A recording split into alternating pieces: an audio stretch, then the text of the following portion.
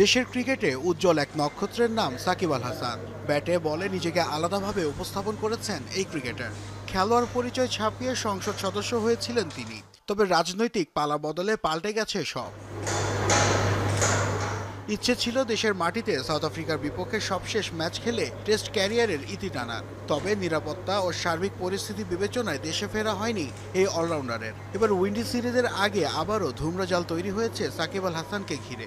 এক্ষেত্রে বিসিবির সিদ্ধান্তকে এগিয়ে রাখলেন যুব ও ক্রীড়া উপদেষ্টা আসিফ মাহমুদ সজীব ভুঁইয়া। ক্রিকেট বোর্ড একটা অটোনমাস বডি। আমি আমার পরামর্শ দিতে পারি এবং আমি যখন সর্বশেষ খেলা নিয়ে মিরপুরে একটা পরিস্থিতি তৈরি হলো তখন আমি আমার সেই পরামর্শ দিয়েছি, আপনারা জানেন, এবং ক্রিকেট বোর্ড সেই অনুযায়ী ব্যবস্থা নিয়েছে।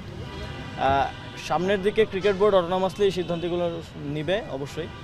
সেক্ষেত্রে আমার যে কোনো পরামর্শ যদি ওই সময়ের প্রেক্ষিতে দেওয়ার মতো থাকে আমি তাদেরকে সেটা। দেশের অন্যান্য ক্ষেত্রগুলোর মতো খেলাধুলায় সংস্কারের প্রতিশ্রুতি ছিল অন্তর্বর্তীকালীন সরকারের। সেই ধারাবাহিকতায় স্পোর্টস ভিলেজ তৈরির কথাও জানিয়েছেন আসিফ মাহমুদ। বিষয় হচ্ছে আমরা একটা স্পোর্ট ভিলেজ করার পরিকল্পনা করছি।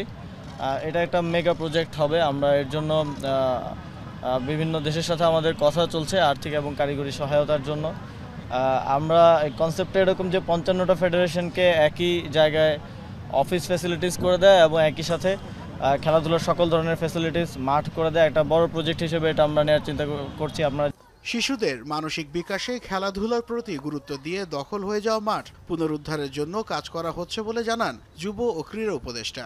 সিটি কর্পোরেশনের মাধ্যমে এই মাঠগুলো আমরা পুনরুদ্ধার করব যেগুলো দখল হয়ে গেছে, এবং বাকি মাঠগুলোকেও যথাযথ সংস্কারের মাধ্যমে খেলাধুলার উপযোগী করে গড়ে তুলব। খেলোয়াড়রা তো উঠে আছে এই ছোট ছোট মাঠ থেকেই, তো এগুলো আমাদের একটা প্রায়োরিটির অংশ থাকবে। আপনারা জানেন, ঘনবসতিপূর্ণ শহর হওয়ায় ঢাকায় খোলা জায়গা মাঠের যথেষ্ট অভাব আছে।